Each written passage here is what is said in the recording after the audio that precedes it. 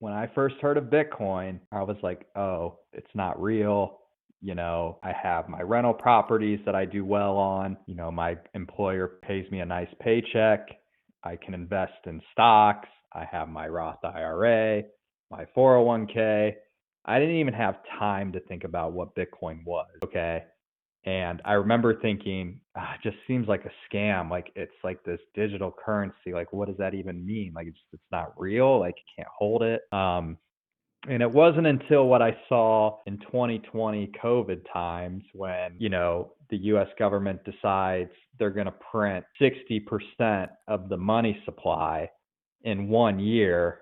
And when I mean 60%, I mean the total, like all the dollars that have ever circulated in the economy, they're printing 60% of that in 1 year to get us out of COVID. That was my light bulb moment of like, okay, our currency is 100% manipulated and Bitcoin can't be manipulated. And I'm 32 and I want to be able to retire one day. And, inflation is something that's been happening for a while, but we were able to hide it in certain ways. For example, like 2008, we printed a lot of money to get us out, but we were able to hide the inflation because we basically took all of our manufacturing and all of our, industrial jobs. We pretty much shipped them overseas. So you didn't see your price, you didn't see your food prices really skyrocket during that time. You didn't see your cost for electronics increase at that time because you were able to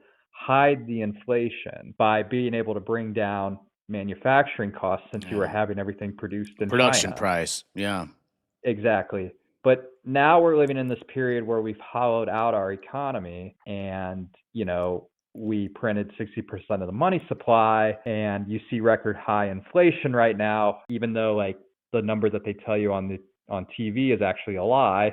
Inflation is a lot higher than what the government is reporting. But that's why you see your eggs and your food prices are now skyrocketing and they're not going to come down in price because we've hollowed out our economy. So,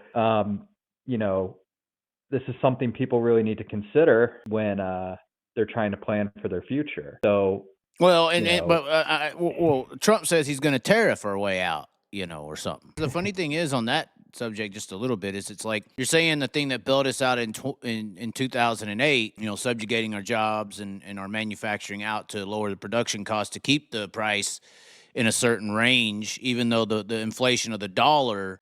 But now we're going to tariff the thing that saved us, I guess, which is overseas production and bring it back.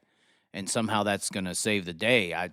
That's scary in itself, right? I guess that's another reason to say go the Bitcoin route, right? I mean, yeah, at the end of the day, I kind of look at it this way.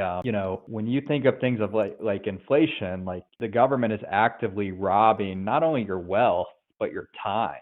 Like we all go time to is work money. every day. Yeah, we go to work every day, not because we love to, even though I'm blessed. I do love what I do, but I don't choose to wake up and work every day. I do it because I'm trying to preserve my, money is ultimately freedom. Right. And you want to be able to one day not have to worry about money. I'm not saying you want to necessarily live lavishly, but you want the freedom to be able to do whatever you want and move however you want. And inflation is like not only robbing people of their wealth, but it's robbing people of their time. And if you choose to save your money in dollars, you're going to forever be in this like rat race of like trying to retire one day because you're, the dollars that you use to buy your everyday goods is like now you need twice as many dollars and your employer's not going to pay you twice as much. So Bitcoin, again, is a currency that you can save in. And yes, it can be volatile, but, over the long horizon, it is going up.